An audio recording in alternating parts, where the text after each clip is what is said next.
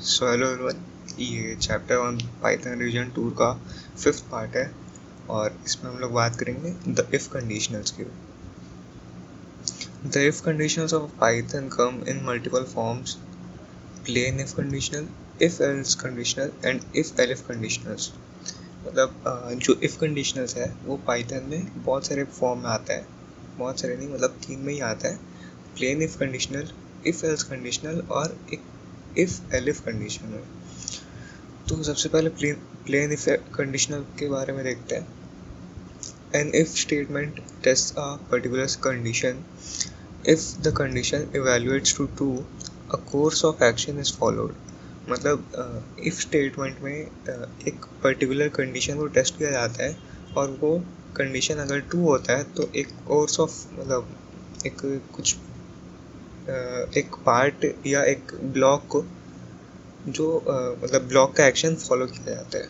ठीक है, that is a statement और set of statements is executed. मतलब वही एक ब्लॉक या एक स्टेटमेंट जो है एग्जीक्यूट हुआ जाता है। If the condition is false it does nothing.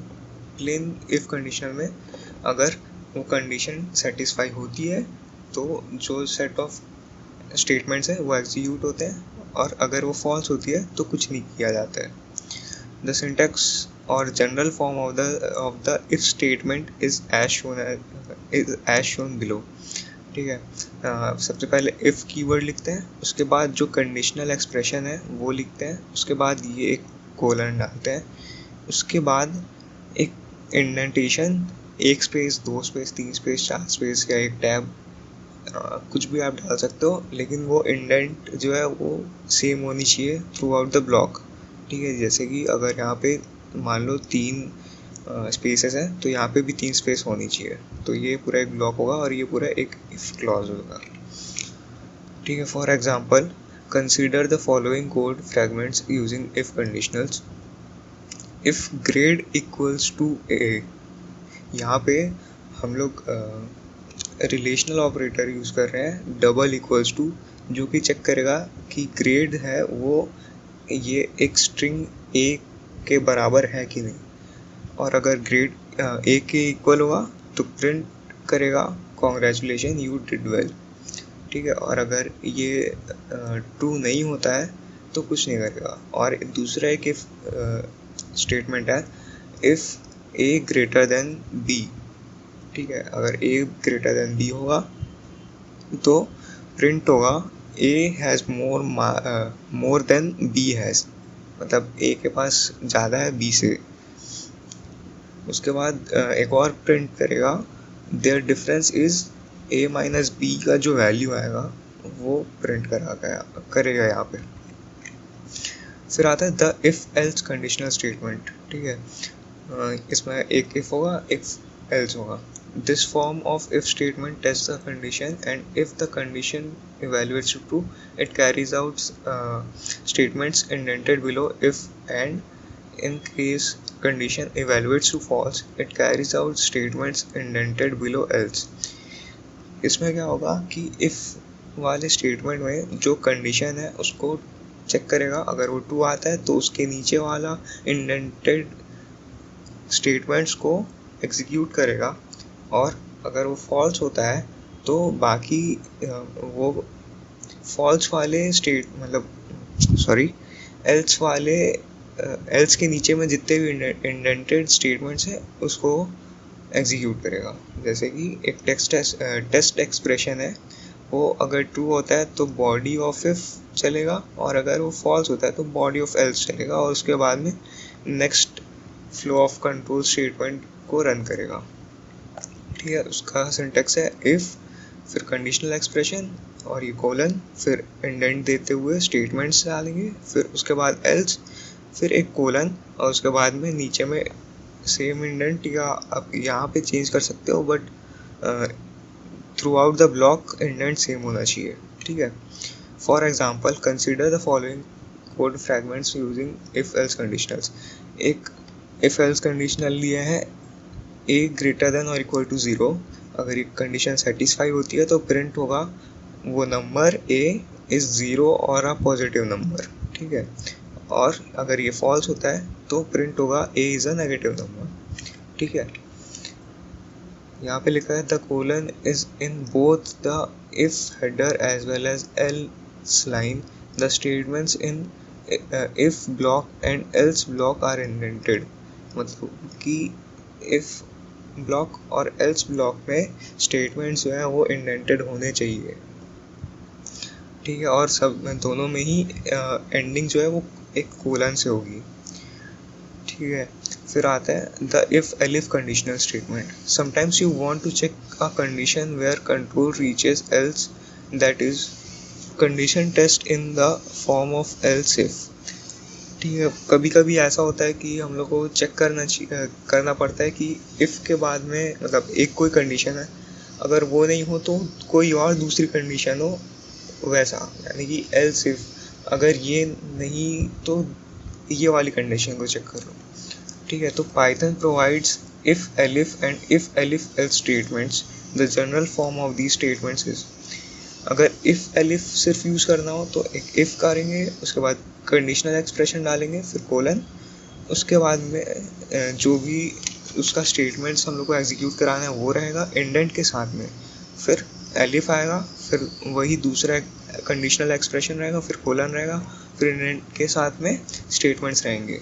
ठीक है, फिर अगर if elif else condition use करना हम लोग को तो इफ रहेगा, फिर कंडीशनल एक्सप्रेशन, फिर उसके बाद एक कोलन, फिर इंडेंट के साथ में स्टेटमेंट्स, और सेम एलिफ, उसके बाद कंडीशनल एक्सप्रेशन, फिर कोलन, इंडेंट के साथ में स्टेटमेंट, और लास्ट में एल्स लगा के कोलन देंगे इंडेंट के साथ में स्टेटमेंट्स जो कि हम लोग को एग्जीक्यूट करना है। बस इतना ही है इफ एलिफ कंडीशनल्स में। ठीक है, consider following two example code fragments. ये एक इफ एलिफ एल्स वाला कंडीशनल है। ठीक है, जैसे कि इफ रन्स ग्रेटर देन और इक्वल टू 100 तो print batsman scored a century. अगर जो रन्स है वो 100 से ज़्यादा है तो बैट्समैन जो है सेंचुरी हिट किया है। और अगर elif runs are greater than और इक्वल टू 50 प्रिंट करो कि बैट्समैन जो है वो 50 क्रॉस किया है, 50 हिट किया है। Else print batsman has neither scored a century nor 50। और अगर ये दोनों ही नहीं होता है तो लिखो कि बैट्समैन जो है ना ही सेंचुरी मारा है ना ही 50 मारा है। ठीक है, एक दूसरा एग्जांपल है if number is lesser than 0 तो प्रिंट करो कि जो नंबर है वो नेगेटिव नंबर है, और एलिफ चेक करो कि अगर वो नंबर नेगेटिव नहीं है तो क्या वो ज़ीरो है। अगर वो ज़ीरो है तो वो नंबर को लिख दो कि ये ज़ीरो है, और एल्स अगर ये दोनों ही नहीं है तो क्या होगा, ये पॉजिटिव नंबर होगा, तो इसलिए प्रिंट कर दो ये नंबर जो है वो पॉजिटिव है।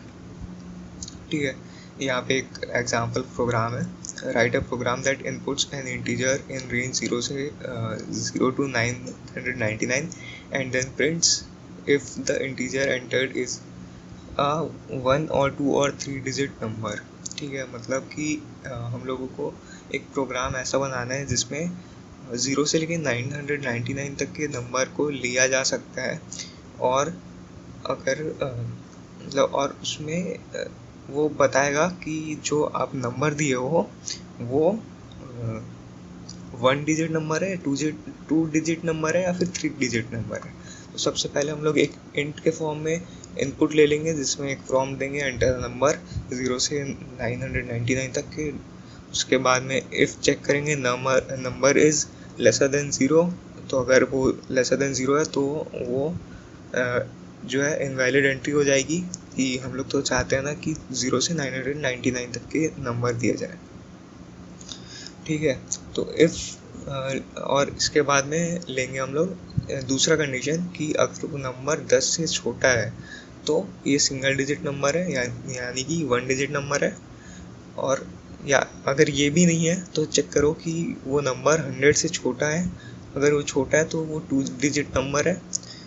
ठीक है, अगर ये भी नहीं होता है और ये होता है कि वो नंबर है वो 999 या उससे छोटा है, तो हम लोग लिखेंगे कि ये नंबर जो एंटर किए हो आप वो 3 डिजिट नंबर है।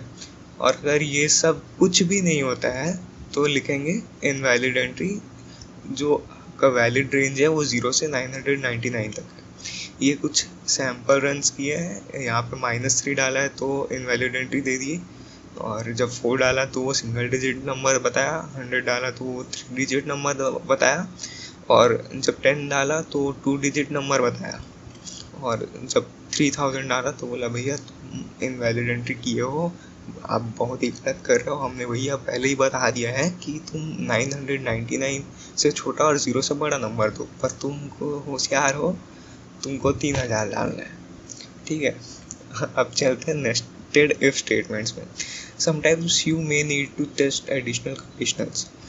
कभी कभी ऐसा होता है ना कि एक कोई वैल्यू, एक कोई कंडीशन हम लोगों ने चेक की, पर हम लोग चाहते हैं इसके अंदर में भी कुछ और चेक हो। ठीक है, for such situation Python also supports nested if form of if, कि पाइथन ये भी सपोर्ट करता है नेस्टेड इफ, मतलब एक इफ के अंदर दूसरा if. A nested if is an if that has another if in its ifs body और इन एलिफ्स बॉडी और इन एल्सेस बॉडी। एक नेस्टेड इफ होता है जो किसी दूसरे इफ के बॉडी में होता है, या फिर एलिफ के बॉडी में होता हो दूसरा इफ, या फिर एल्स के बॉडी में एक और इफ।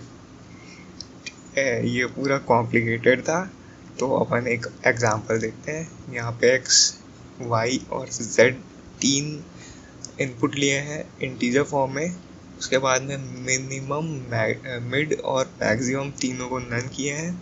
फिर एक इफ कंडीशनल है, if great X lesser than Y and X lesser than Z. अगर एक्स वाई से छोटा है और जेड से भी छोटा है तो फिर से चेक करो कि वाई जो है जेड से छोटा है क्या। अगर एक्स वाई से भी छोटा है, जेड से भी छोटा है, तो यानी कि ये दोनों, मतलब x जो है सबसे छोटा होगा, है ना।